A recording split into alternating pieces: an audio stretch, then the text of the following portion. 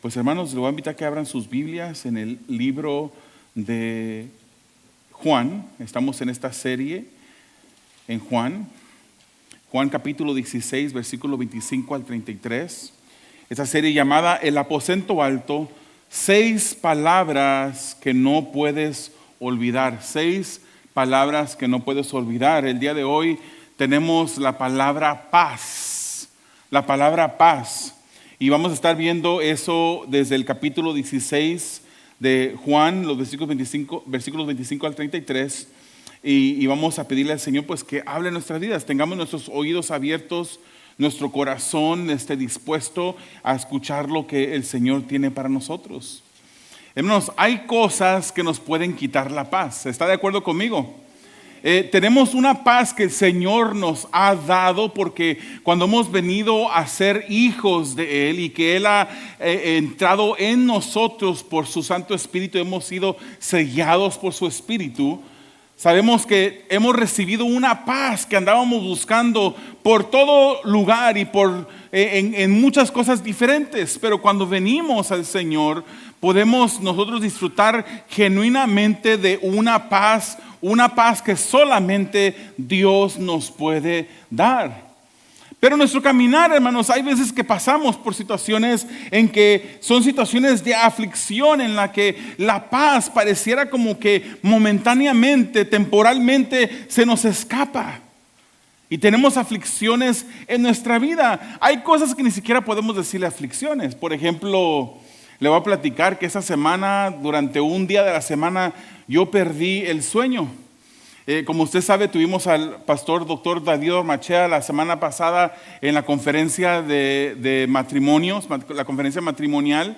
Y cuando vinieron los músicos a ministrar en la alabanza, pues era un grupo invitado juntamente con mi hermano Byron.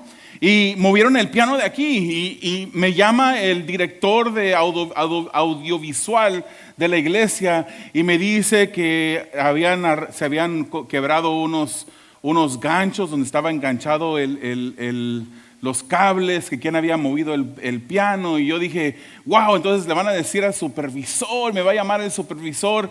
Yo me levanté a las 2 de la mañana pensando en eso, me dormí. Es el último correo que había leído en esa noche. Y en la mañana, a las 2 de la mañana me levanté, siguiendo pensando en eso, que pues habíamos cometido algo que me iban a llamar a mí la atención. Y le confieso que por un momento yo perdí la paz y hasta el sueño lo perdí. No puedo decir que eso es la aflicción más grande que he pasado en mi vida, porque he pasado por momentos difíciles, pero hay cosas mínimas como esa que a veces nos quitan la paz. Por un momento esa paz se me fue hasta que me acordé que debía de ir a la oración. Y comencé a orar y comencé a pedirle al Señor por esa situación, que pues Él acomodara todo, que Él se encargara. Hermanos, esta situación por mucho, podemos decir que por mucho no es el tipo de aflicción que podemos pasar nosotros como cristianos. Habrá momentos difíciles en nuestro caminar. Momentos más difíciles que unos ganchos que se rompen por unos cables que se han movido de lugar. Habrá momentos difíciles que pasamos aflicción y podemos perder esa paz. Pero el pasaje de hoy, hermanos, de la manera como termina el versículo 33 del pasaje de hoy, dice: les he dicho estas cosas para que en mí tengan paz. ¿Qué cosas nos ha dicho el Señor? ¿Qué cosas le dijo Jesús a sus discípulos con el propósito de que sus discípulos tuvieran paz? Bueno, quiero decirle como una antesala al mensaje, eso ha sido la introducción, que el Señor Jesús les dio malas noticias, pero les dio promesas también juntamente con esas noticias. Entremos a la escritura, hermanos. En el primer punto, el amor que nos da paz. Juan 16, versículos 25, 26 y la primera parte del 27 dice así: les he dicho todo esto por medio de comparaciones, pero viene la hora en que ya no les hablaré así, sino que les hablaré claramente acerca del Padre. En aquel día pedirán en mi nombre Y no digo que voy a rogar por ustedes al Padre, ya que el Padre mismo los ama porque me han amado. Hermanos, para poder recibir paz, esos discípulos debían de conocer que el Padre los amaba. Pero antes de hablarles, hermanos, a los discípulos sobre el amor del Padre, les reiteró y les dijo algo que ya les había dicho, una mala noticia para ellos. Les dijo: me iré, voy a irme un momento más y ya no estaré con ustedes. Él dice un poco más y no me verán. Y este capítulo 16 es algo que repite el Señor Jesús en el versículo 16, 17, 18 y 19. Es algo constante que estaba en la mente de los discípulos. Hermanos, póngase usted en las sandalias de los discípulos. El maestro que habían dado a su lado, más bien usted había andado al lado del maestro, que había suplido las necesidades, que había hecho milagros, que había enseñado cosas grandiosas que nunca habían escuchado los discípulos. Les decía: un poco más, un tiempo más y me voy a ir. ¿Cómo se sentiría usted? ¿Qué hubiese pensado en ese momento cuando el Señor Jesús dice: me voy a ir, ya no me verán por un poco más de tiempo? Esa misma porción, hermanos, nos confirma que los discípulos no entendían lo que Jesús les estaba diciendo. Jesús tenía la costumbre, hermanos, de hablar en parábolas. Usted sabía eso, ¿verdad? Parábolas. Las parábolas él los usaba cosas que los discípulos o que la gente del tiempo conocía, por ejemplo, la agricultura y otras cosas, para enseñar verdades del reino. Y mientras que él les enseñaba a la gente en parábolas, y los discípulos a veces no entendían completamente. Incluso iban con Jesucristo y le preguntaban: ¿qué quisiste decir con esto? Explícanos esta historia que nos has enseñado. Pero hermanos, para otras personas, el que no entendieran estas parábolas era un juicio de Dios, porque en el grupo que escuchaba a Jesús, habían incrédulos. Y el Señor Jesús hablaba en parábolas para que ellos no creyeran, porque ellos primero habían manifestado su incredulidad. Incluso podemos leer en Mateo capítulo 13, versículos 10 al 15, donde dice: los discípulos se acercaron y le preguntaron: ¿por qué hablas a la gente en parábolas? Él respondió: a ustedes, a los discípulos, se les ha concedido conocer los misterios del reino de los cielos, pero a ellos no. Al que tiene se le dará más y tendrá en abundancia, dice Jesús. Al que no tiene, hasta lo que tiene se le quitará. Por eso les habló a ellos en parábolas. Por eso les hablo a ellos en parábolas. Aunque miren, no vean. Aunque oigan, no escuchen ni entiendan. En ellos se cumple la profecía de Isaías, donde dijo: por mucho que oigan, no entenderán. Por mucho que vean, no comprenderán, porque el corazón de este pueblo se ha vuelto insensible. Ahí está la clave.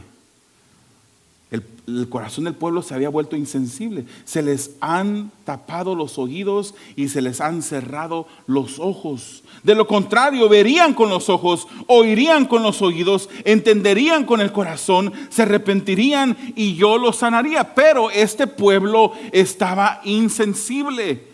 Era un pueblo incrédulo, un pueblo que había cerrado su corazón a las enseñanzas del reino, y por eso no entendían. Y por eso es que Jesús les hablaba en parábolas, como un juicio a los incrédulos que no creían la palabra.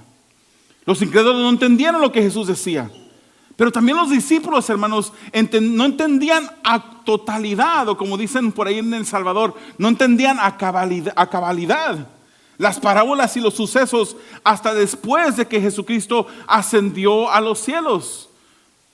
Juan 12, versículo 16 nos dice que al principio sus discípulos no entendieron lo que sucedía. Solo después de que Jesús fue glorificado se dieron cuenta de que se había cumplido en Él lo que de Él ya se estaba escrito.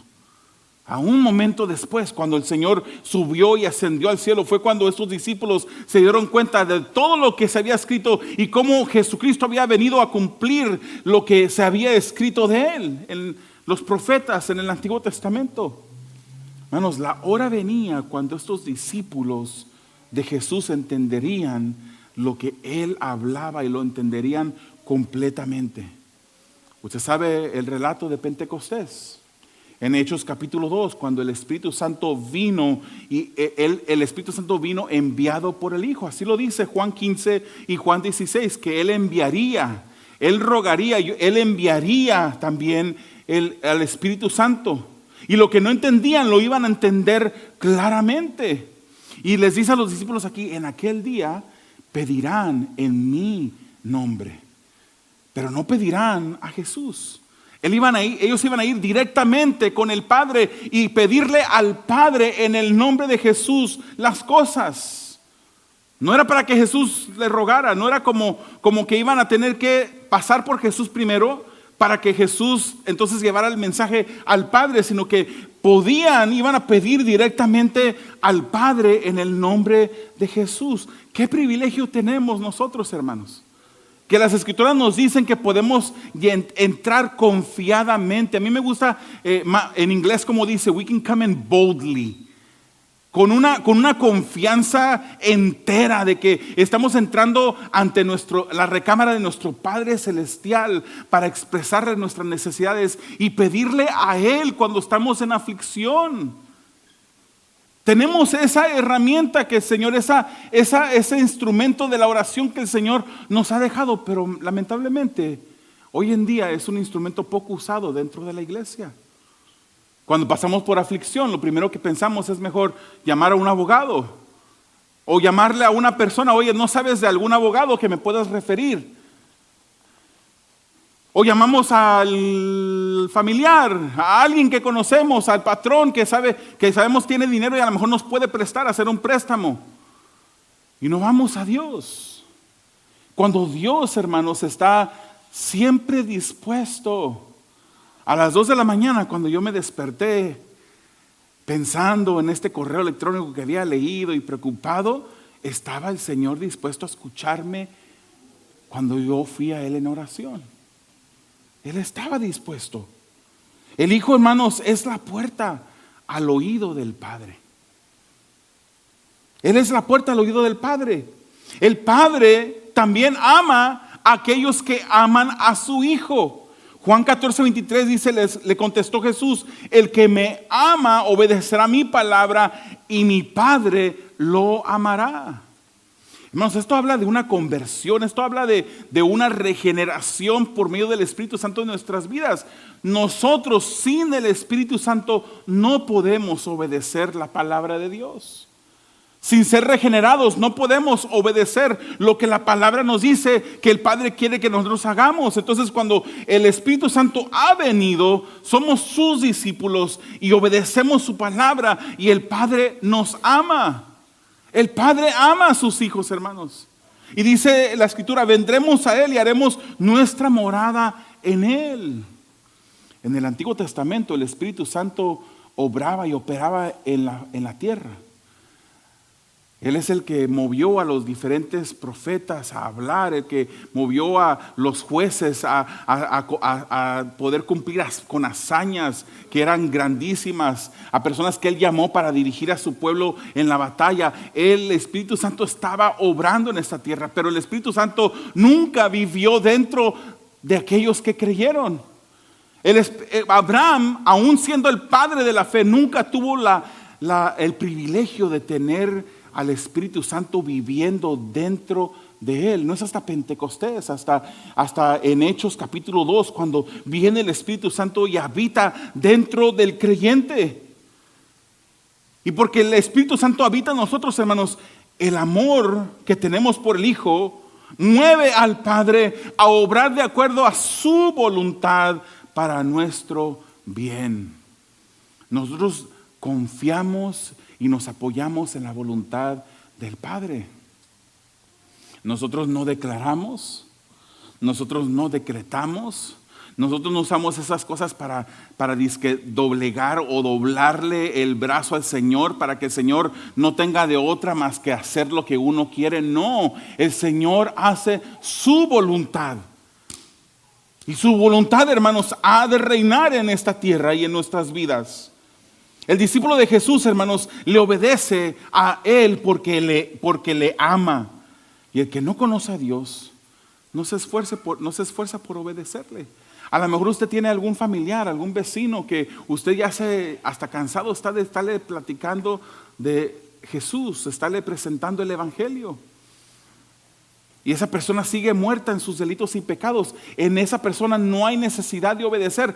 A lo mejor hay personas en este mismo lugar que no tienen necesidad de obedecer al Señor, que no tienen ninguna motivación, que no quieren, simplemente vienen porque viene el familiar o porque saben que es algo bueno que hacer, porque se sienten a gusto dentro de una congregación, pero en realidad no hay un interés por obedecer a Dios. El que es hijo de Dios va a tener ese impulso, esa necesidad de obedecer a Dios. Hay una frase, hermanos, que yo sé que la he dicho aquí, no la he dicho como yo diciéndola, sino que he hablado de ella. Una frase que se hizo famosa en el siglo XX, que dice: Dios ama al pecador y aborrece el pecado. Y es una frase, hermanos, mal entendida y mal usada por muchas personas. En muchos púlpitos se dice esto: Dios ama al pecador y aborrece el pecado, hermanos. Pero la Biblia nos enseña otra cosa muy diferente. Esta frase, hermanos, se le atribuye a San Agustín de Hipona, cuando él escribió Cum dilectioni hominum et odio vitorum, que quiere decir con amor a los hombres y odio a los vicios. Esta frase, hermanos, como ya le dije, se popularizó en el siglo XX, y lo que la palabra del Señor nos dice es completamente lo opuesto. Salmos 5:5, Salmos 7:11, Salmos 11:5 nos dice que el Señor examina a los justos, pero aborrece a malvados y a los que aman la violencia. ¿Ese es amor por los que hacen violencia? Esos son los pecadores.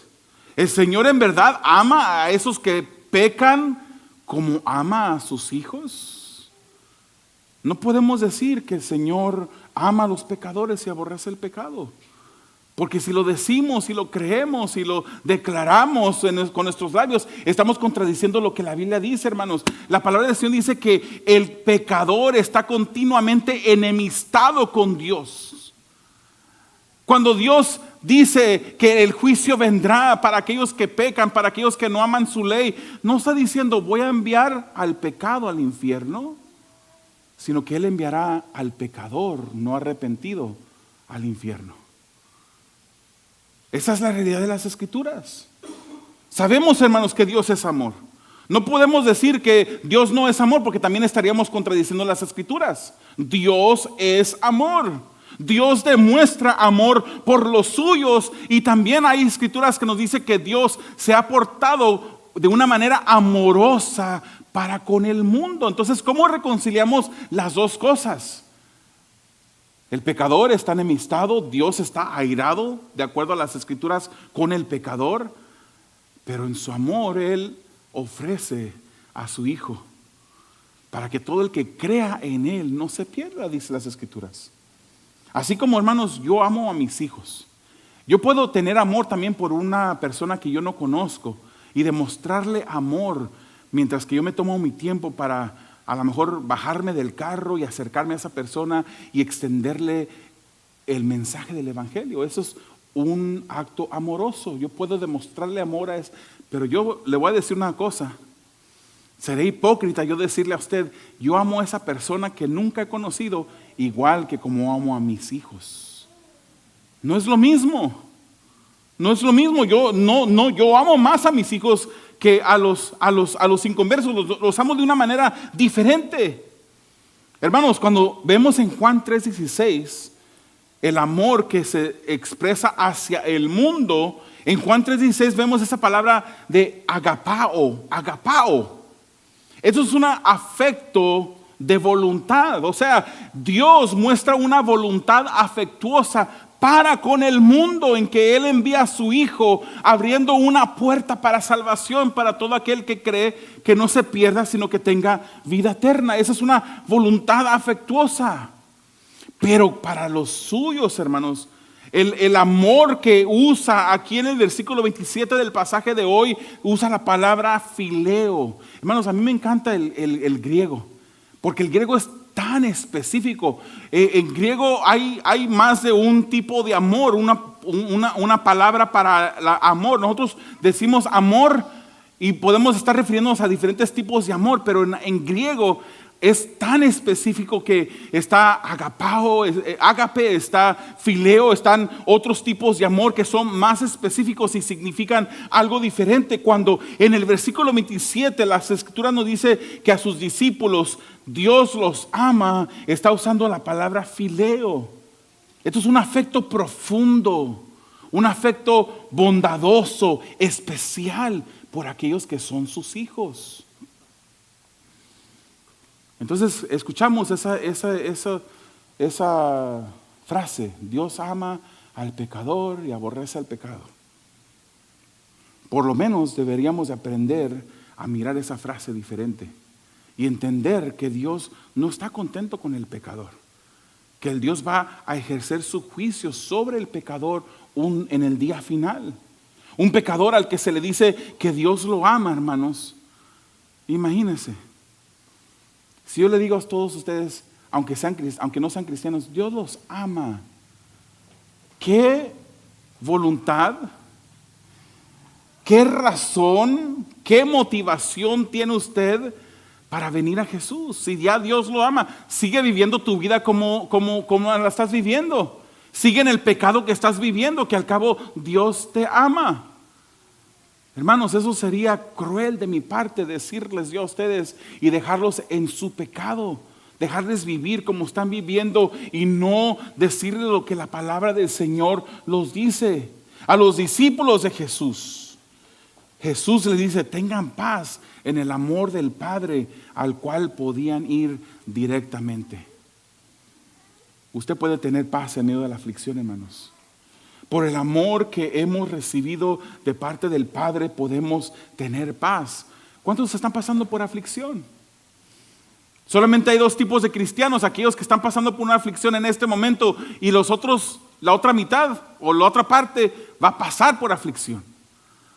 Esta palabra va a ser necesaria que usted la recuerde, porque el Padre lo ama o la ama a usted si usted es hijo o hija verdadera de Dios. Y el amor va a traer paz a nuestras vidas.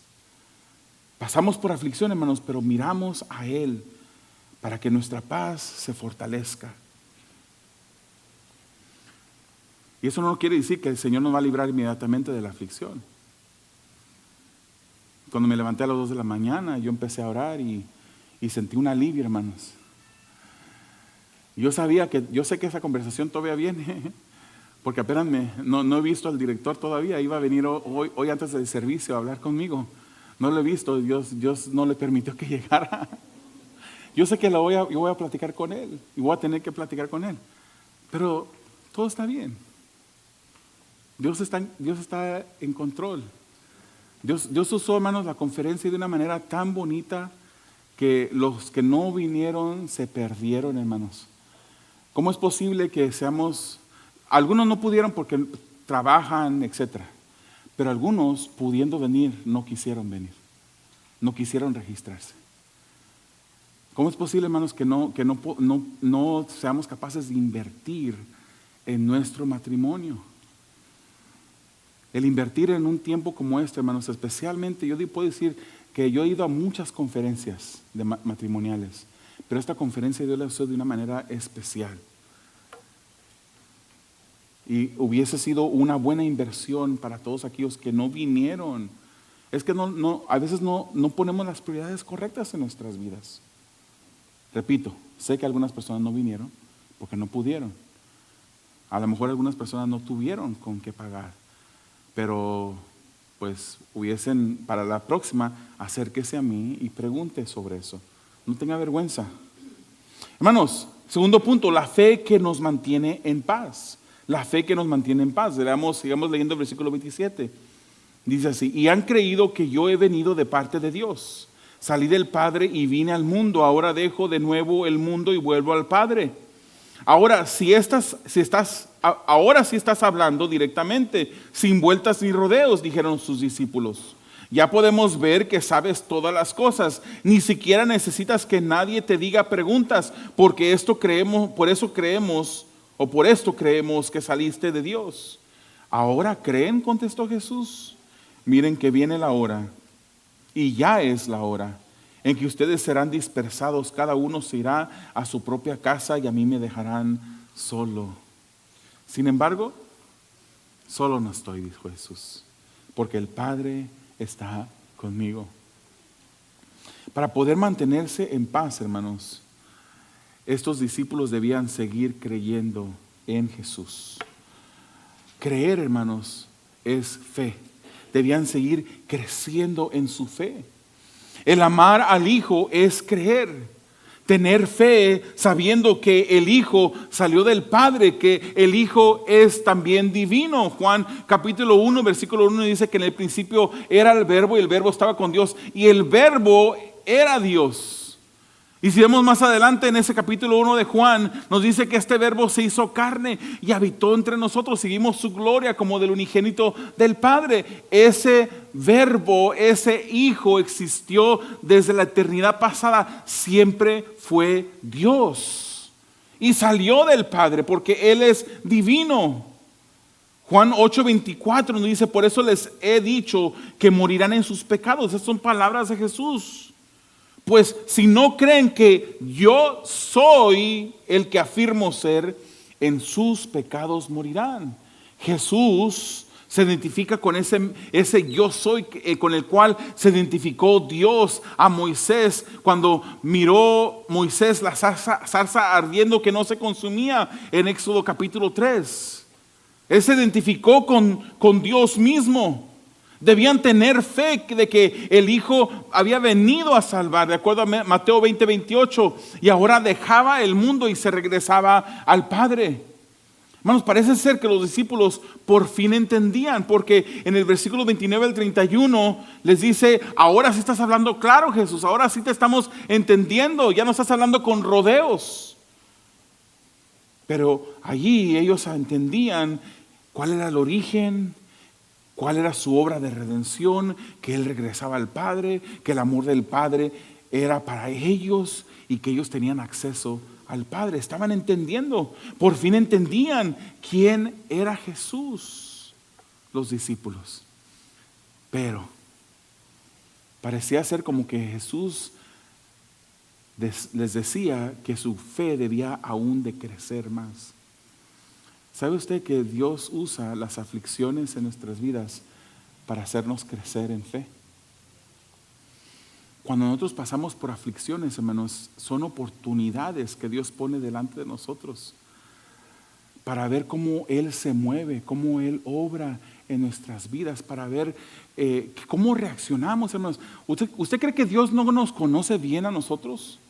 ¿Usted cree que Dios no sabe cómo vamos a reaccionar cuando Dios pone una prueba frente a nosotros? Él ya sabe cómo vamos a reaccionar, pero Él lo hace para que nosotros podamos ver cómo estamos reaccionando ante la aflicción.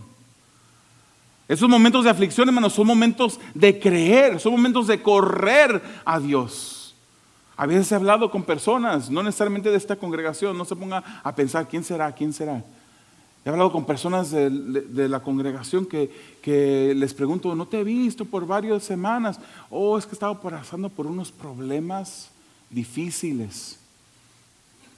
Y yo, hermanos, en veces les he dicho, en veces no lo he dicho, pero son momentos de aflicción cuando deberían de acercarse más a Dios. Y le digo una cosa: el venir a la iglesia no es meramente la manera como te puedes acercar a Dios. Tú te acercas a Dios constantemente en tu vida, en tu caminar, diariamente orando, leyendo las Escrituras. De esa manera te acercas a Dios. Pero hay momentos que pasan aflicción ciertas personas y en lugar de venir a la iglesia y acercarte más a un grupo de personas que son también tu familia, donde puedes recibir apoyo, donde puedes recibir una palabra de ánimo, se desaparecen las personas y ya no llegan las personas, se alejan. Entonces yo hermanos, no puedo decir con toda seguridad, pero si se alejan de la congregación, yo me pregunto, ¿en verdad se estarán acercando a Dios? ¿En verdad estarán orando más? ¿Leyendo las Escrituras más? Lo probable es que no. Ellos les dice Jesús que ellos iban a pasar por dificultades. Jesús cuestiona la creencia de sus discípulos en un momento y ellos eran sinceros, hermanos, pero les faltaba madurez en su crecer, en su fe, en su creer. Esta fe sería probada dentro de poco y por medio de la prueba su fe sería fortalecida. Cuando el Espíritu Santo llegara, recibirían poder para ser testigos. De repente, ¿qué pasó cuando llegaron y arrestaron a Jesús? Uno medio valiente ahí sacó su espadita y le arranca le corta la oreja al siervo del sumo sacerdote, ¿verdad? Jesús le dice, guarda tu espada, agarra la oreja. Me imagino que se agachó a agarrarla, ¿no? Del piso, me imagino yo, y se la coloca para atrás al siervo. Pero ¿quién se quedó con Jesús? Todos lo abandonaron. Todos lo dejaron solo a Jesús. Vendría el momento de la prueba y de la aflicción. Estaban todos escondidos. Cuando Jesucristo fue crucificado, arrestado, estaban todos escondidos. Estaban atemorizados. Pero los discípulos, hermanos, después que vino el Espíritu Santo, recibieron el poder y fueron testigos y predicaron la palabra. Punto final, la confianza que incrementa nuestra paz. Leamos el versículo 33. Yo les he dicho esas cosas para que en mí hallen paz. En este mundo afrontarán aflicción, pero anímense, yo he vencido al mundo.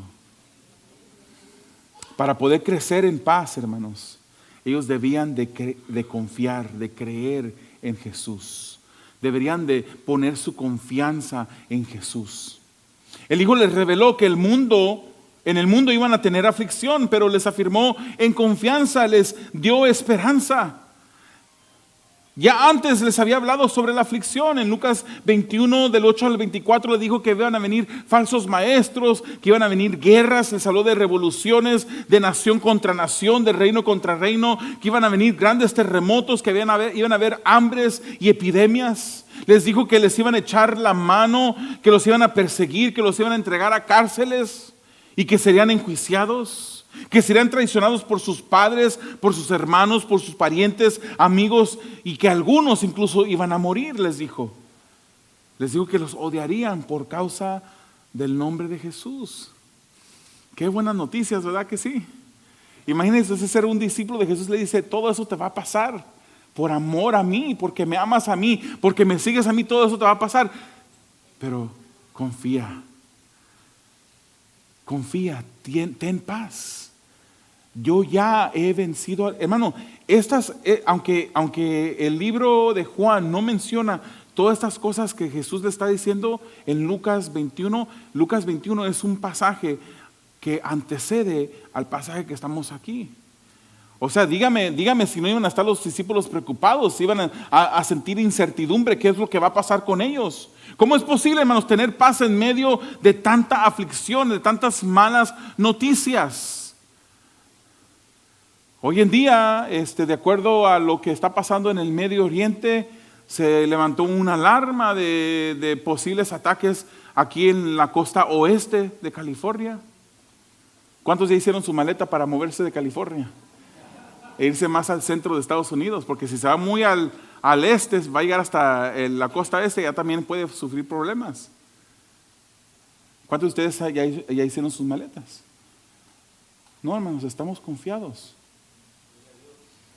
Dios ya tiene el día designado en que nosotros nos presentaremos delante de Él. Podemos estar confiados. No le digo que si suenan las alarmas y que si sale las alarmas en nuestros teléfonos que debemos de refugiarnos, refúgiese. No diga, no, pues yo me voy a salir afuera para ver el escenario, que al cabo Dios me cuida. No, hermanos, ejerzamos algo de cuidado, obviamente, pero estamos tranquilos. Estamos en paz porque Él cuida de nosotros. Él nos guarda. Nuestra esperanza no está en nada perecedero, hermanos, sino en lo eterno. No confíes en lo que tú tienes, en tus casas, en tus carros, en la cuenta que tú tienes en el banco.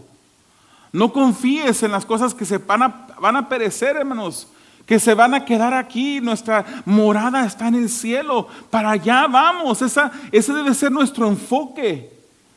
Lo eternal. Nuestra esperanza no está en nada más, sino en Dios. Está en su palabra. Está en sus promesas.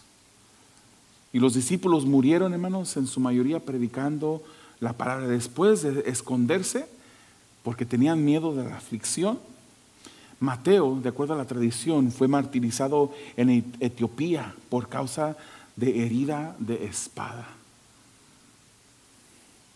Juan, aunque fue el único que escribe esta carta, que muere ya de anciano, pero antes de morir, de acuerdo a la tradición, fue perseguido. Fue quemado en una olla de aceite hirviendo, fue desterrado en Patmos.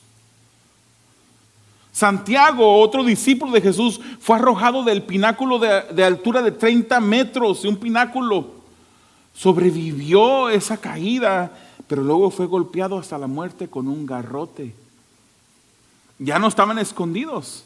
Estos eran los mismos discípulos que después de que fueron arrestados en el libro de Hechos y fueron golpeados por predicar en el nombre de Jesús, se les dijo, no prediquen más eso.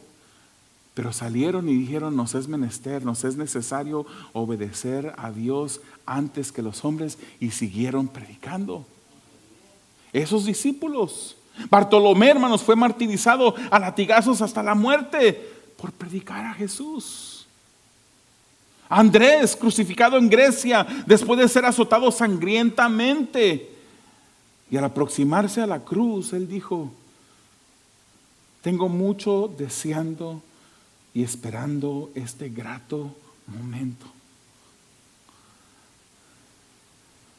Y por días continuó vivo en la cruz predicando a los que lo custodiaban.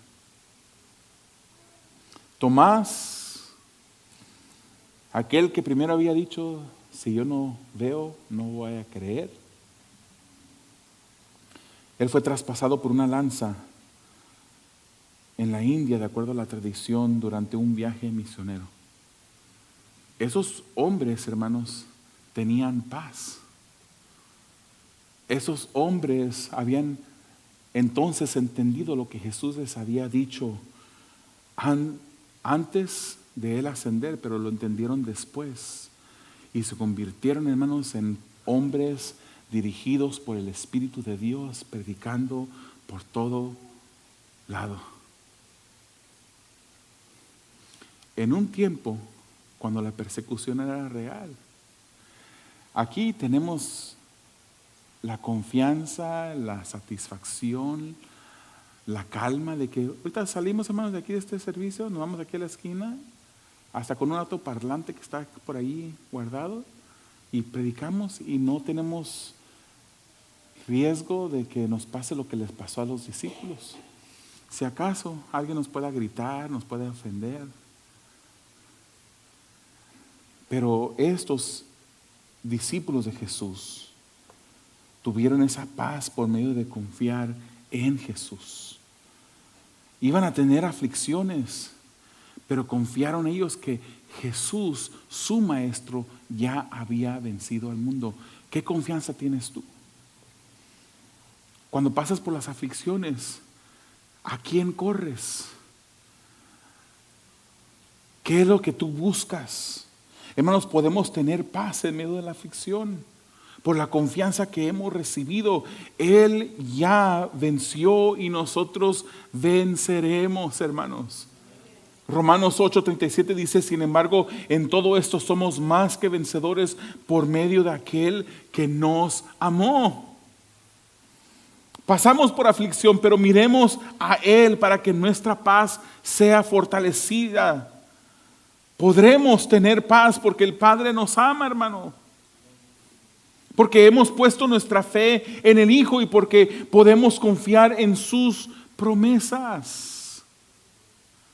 Una promesa maravillosa que viene por medio del profeta Isaías en el capítulo 41, versículo 10, dice: así que no temas porque yo estoy contigo. No te angusties porque yo soy tu Dios. Te fortaleceré y te ayudaré. Te sostendré con la diestra de mi justicia. Allí le está hablando a otra gente que no es la iglesia Purpose en español de Pomona, California. Pero ese mismo Dios que prometió eso en la antigüedad es el mismo Dios que está para nosotros, para fortalecernos, para decirnos que no temamos, que Él está con nosotros, que no nos angustiemos, porque Él es nuestro Dios. Juan 14:27 nos dice que la paz, Jesús nos dijo: la paz les dejo, mi paz les doy. Yo no se la doy a ustedes como la da el mundo. No se angustien ni se acobarden. Todos podemos tener paz porque somos sus hijos, porque Él nos ama, porque podemos confiar en sus promesas. Cerremos nuestros ojos, inclinemos nuestro rostro. Amado Dios, te damos gracias. Gracias, Señor, porque tú eres ese Dios que ha prometido estar con nosotros, ese Dios que ha vencido al mundo, que nos ama con un amor especial, profundo, porque somos tus hijos. Y en ese amor, Señor, podemos encontrar esa paz. En esa fe que tú has puesto en nosotros por tu Hijo, podemos encontrar esa paz. Podemos saber, Señor, que aunque pasen las angustias y vengan los momentos difíciles, tú nos sostendrás. Tú estarás con nosotros. Tú seguirás guiando nuestras vidas. No hay nada ni nadie, Señor, suficientemente grande o poderoso para quitarnos la paz que tú ya nos has dado. Te pedimos, Señor, que nos ayudes a confiar en ti en esos momentos de dificultad y que podamos, Señor, seguir siendo esos mensajeros de tu palabra. En medio de la aflicción, poder predicar tu palabra, porque a ti te ha placido, Señor, salvar por medio de la locura de la predicación. Ayúdanos para tu gloria y para tu honra, lo pedimos en el nombre de Jesús. Amén.